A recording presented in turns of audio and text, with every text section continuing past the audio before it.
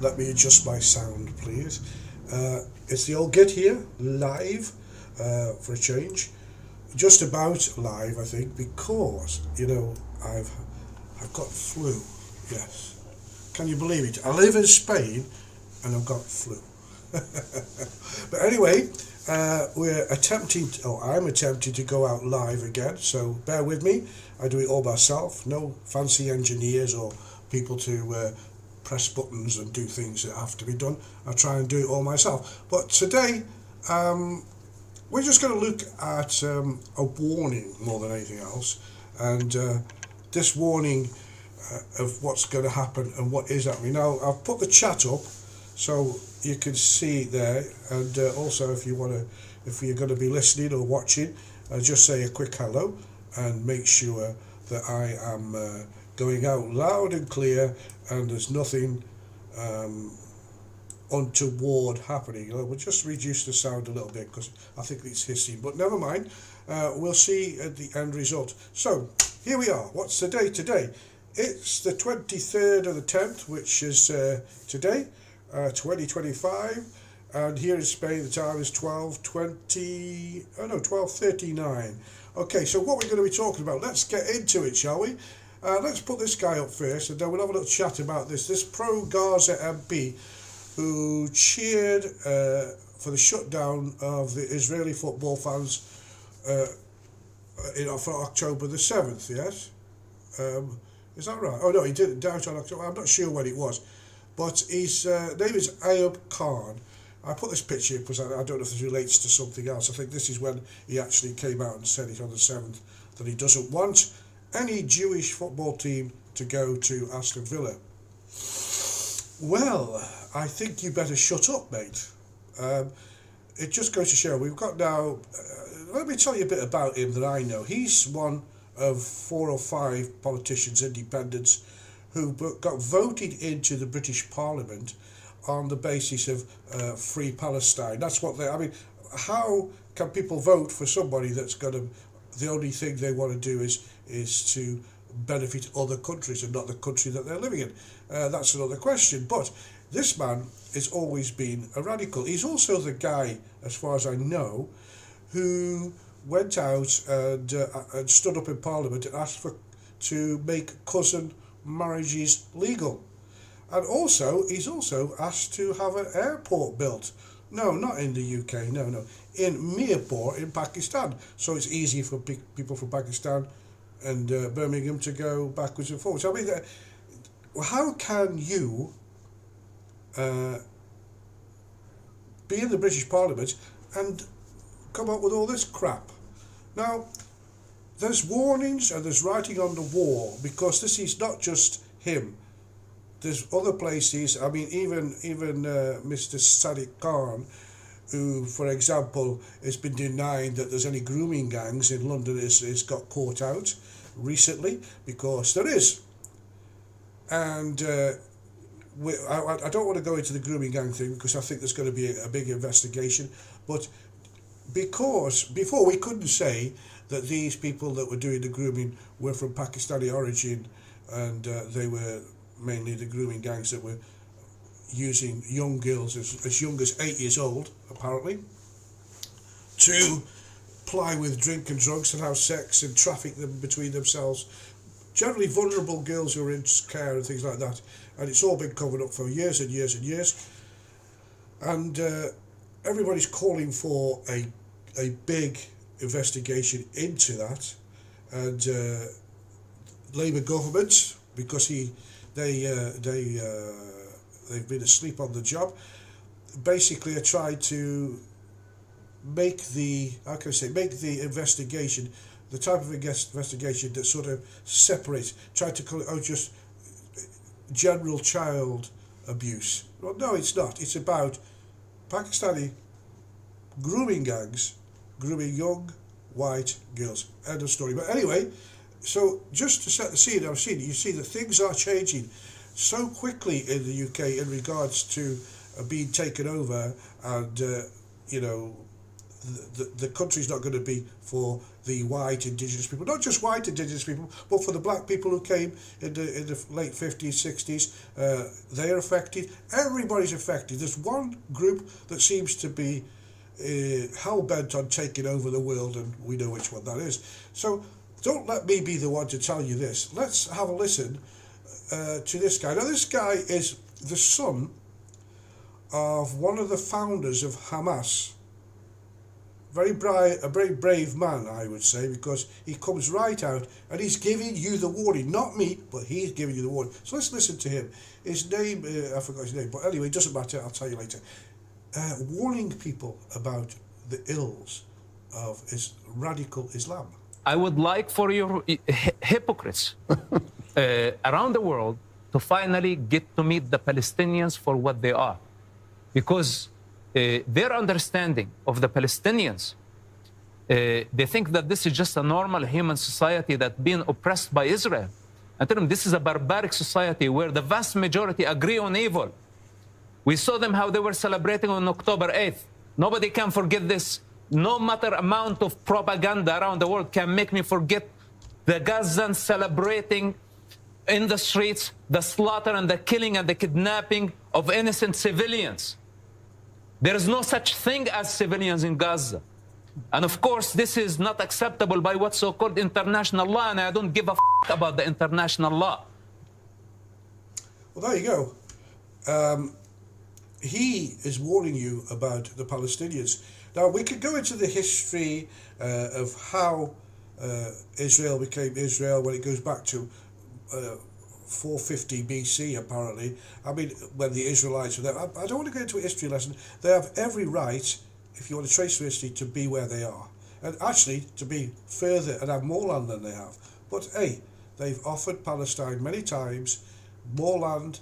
They've offered them peace deals, and always Palestine have rejected. Because all they want to do is kill Jews. That's all it is. They want to kill Jews. Now, why do you think this? Why do you think that they want to kill Jews so badly? Well, I'll tell you what. Let's listen to the son of one of the guys who founded Hamas, and maybe he can shed some light on it. They were given a land back in 1948, and they've been given a land again and again, opportunity to build a nation, to build a state, but they refused. Their focus has been the destruction of the Jewish state, that they refuse and reject the right for Israel and Jewish people to exist in the region. So there's so many things we can talk about. Is it jealousy? Israel, for example, hardworking people, successful minority. Their culture is based on education. They praise diversity. They are driven by life. While the other society is jealous. They're given the best part of the land, for your information, the best part of the land, and they failed to develop it. Now they want to go dominate the other part, the other side of the river, the greener side. Why? Because it's developed. Why? Because there is freedom. Women are free. The beaches are thriving. The economy is thriving. So now here comes the human condition as well. It's not only hate, it's also jealousy, it's delusion, it's human conditioning based on myth of the 7th century, tribalism, and add to that all the foreign entities trying to settle their score and making the children pay the price. I can go on and on forever. You cannot, it's so elusive and it has so many sides. This is why I am totally against this vessel called Palestine. It's a very, very dangerous trigger. And if the people don't wake up, it is not going to be only the destruction of Gaza. It would be the destruction of Europe and possibly the destruction of the United States.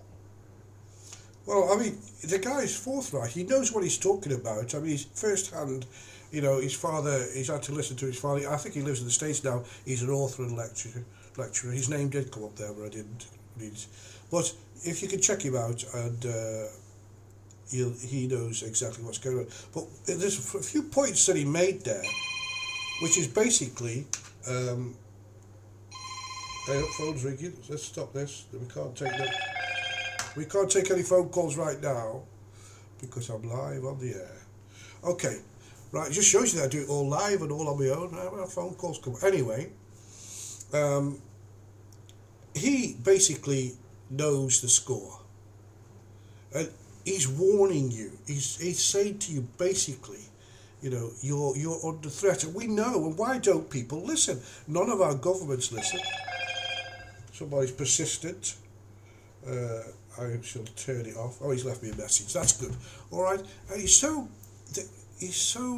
forthright in the fact. I think he lives in America now. So forthright in the fact that he wants to warn everybody that they are after taking over the world. You asked the question: why is it that when they leave a Muslim country and they come to live in a non-Muslim country, but they don't want to conform to the regulations and the laws? They want their own Sharia courts. Women have to be covered.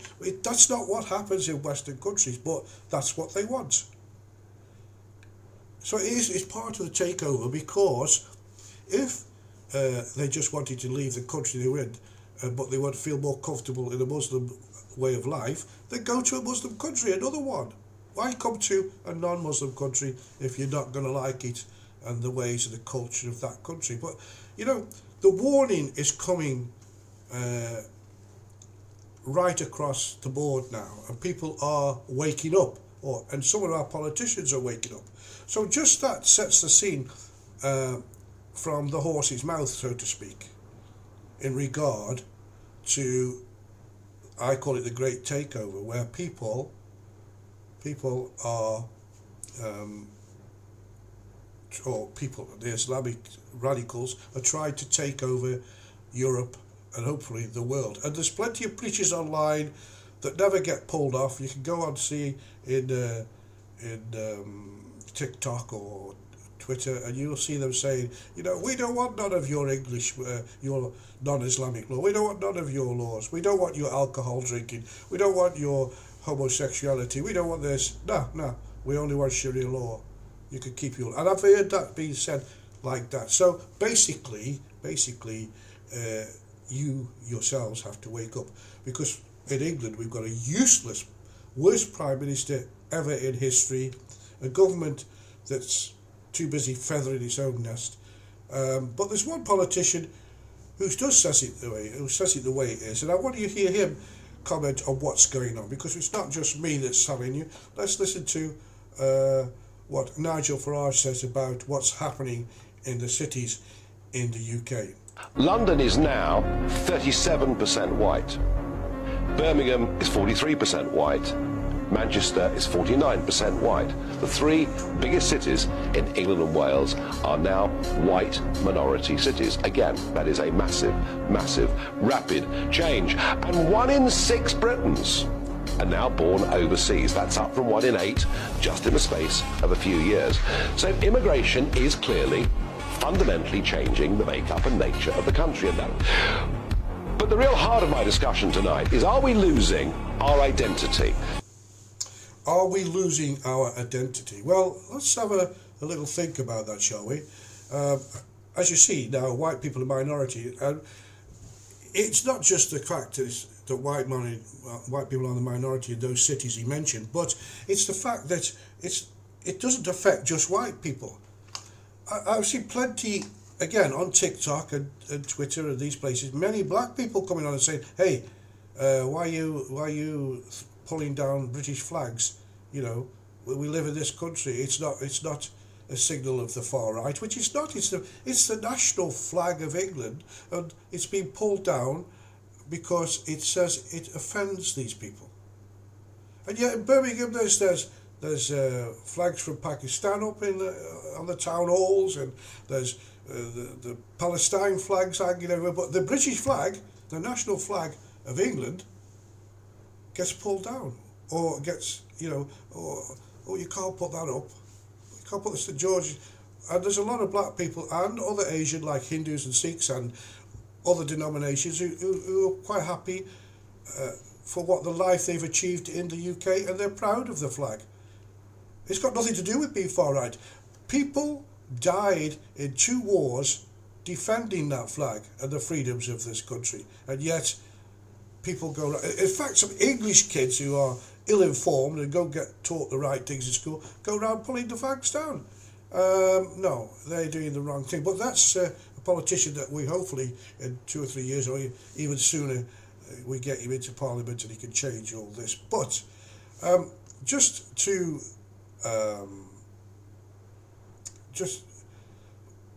reiterate what he said. What about the I call them good Muslims, people who were in Muslim countries where they progressed, like the UAE. Now, the foreign minister of the UAE made a statement in regard to the same thing that I'm talking about. Let's listen to him. And let me say this in English so you can understand what I'm saying. I have translation. No, I know you have translation, but I just want to make sure you get it right. There will come a day that we will see far more radical extremists and terrorists coming out of Europe because of the lack of decision making, trying to be politically correct, or assuming that they know the Middle East and they know Islam and they know the others far better than we do. And I'm sorry, but that's pure ignorance. Again, warning from not a white person like me, but from a Muslim. UAE and Dubai and places like this are becoming the safest places to live. Lots of millionaires are going off, living in Dubai, having good lives there, and doing their business, and they feel safe. Go to London, you don't feel safe. Mayor Khan's got no idea. He avoids every question he's asked. He has no concern. His only concern is him. I think he's some kind of, he's into some sort of, he's got the biggest ego I've ever seen.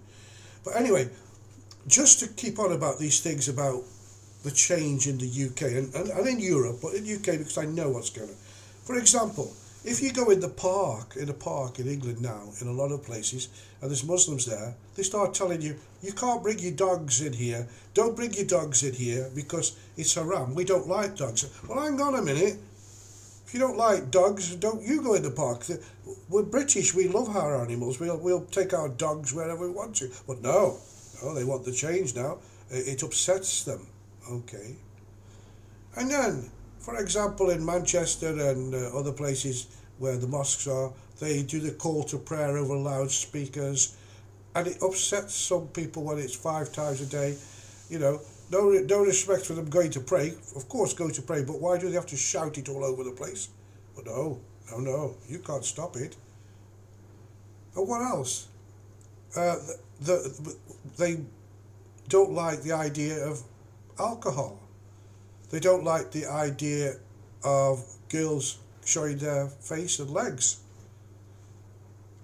They go out on the streets preaching that they should cover themselves up in certain places. There's certain places where you couldn't walk through there if you were a girl with a short skirt and your hair uncovered.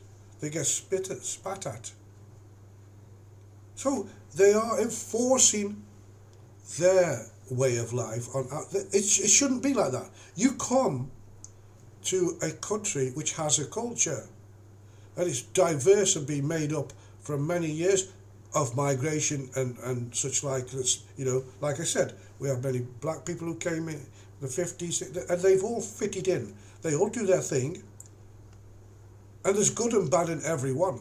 But what we're seeing with this group is that they want it their way or no way. And how we go back to this Ayub Khan, whatever his name is, this idiot politician who stands in the British Parliament and asks for cousin marriage and stopping football matches because he doesn't want any Jews in Birmingham. And he's empowering these radicals And I believe that that football match should go ahead, and the police, even if you have to put the soldiers on the streets to make it safe, because we're a democracy and these people don't tell you what you can and can't do. If you don't like it, then go somewhere where you will like it. It's simple. I would. I didn't like living in England because I saw the writing on the wall. I live in Spain. Fantastic. Good for me. No problem. And I follow the law of Spain. Anyway, just to show you the type of things that they do, listen to Matt Goodwin. So women and girls over the age of 12 years of age have been excluded from participating in a Muslim charity run here in London. That is right. The family-friendly event was organised by East London Mosque, was held here in London, but women and girls over the age of 12 were not allowed to participate in the run. A reminder, this is Britain, this is England, this is not Afghanistan, this is not Pakistan. We believe in the rights of women. We believe in individual rights. We believe in equality before the law. We believe in the separation of the church and state. This is not the Middle East. Very forthright and well said. We're not. The reason I played that check is because he refers to it's against the law to exclude women and children from, because they're women and children, they can't take part. That's against what we stand for. We don't have that here,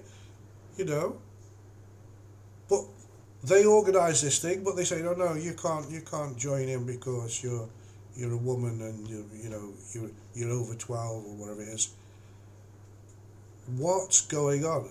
But in their religion, apparently that them same girls at that age can get married. If they've reached puberty, they're old enough to marry.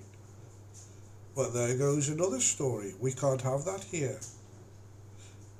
And this goes back to the grooming gang. They see young white women as they have no value. They pass them around. And it's been going on for years. And we have to get strong and say, hey, you come to live here, you're welcome. Come and live here and follow your religion.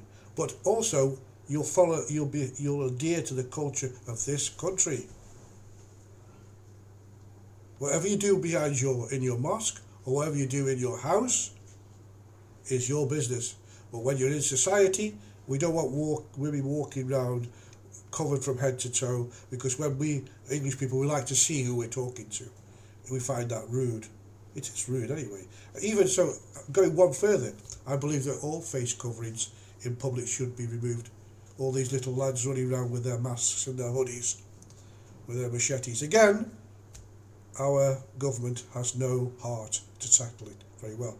Now, another thing that's been happening, which is very sad, is that people have been put out on the streets to make room for migrants, and one particular group. Just listen to this first.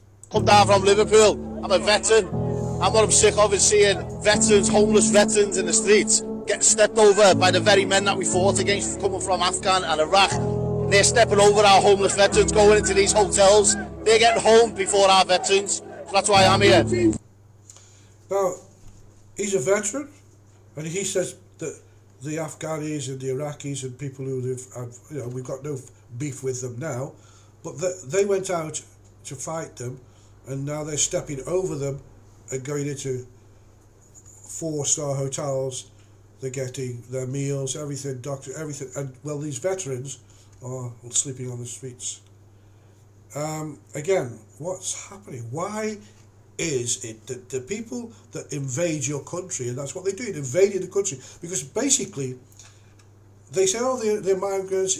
No, they're not. The minute they step into your land uninvited, without a passport, they've broken in. They've broken the law. Go to any country in the world without a passport, they'll put you on a plane and send you back where you came from. These people are taking advantage of the stupidity of our government. Again, nothing against migration. I think it's a good thing, but the type of migration where people just come and decide they're going to milk your system dry, have absolutely no intention of of liking you or your system, they come and they hate you. They shouldn't be here, and we should be very strong on migration. But anyway, this is my second attempt at doing a live video, and I think that's I'm pushing me luck if I'm going to. Still, nobody said hello to me on the chat, so probably nobody's missing. But this video will go up on Rumble and also on Best Before TV, which you can watch. And scrolling across the bottom, ways to get in touch. Please do so, and hopefully, between us we'll solve the problem. This is Mike anyway. The All Get in Spain. Say thanks for listening. If you didn't, I'm not going to thank you for not listening. And hopefully we'll get to the point where I can do these shows without having many mistakes. So think on, stay safe. Until the next time, be good.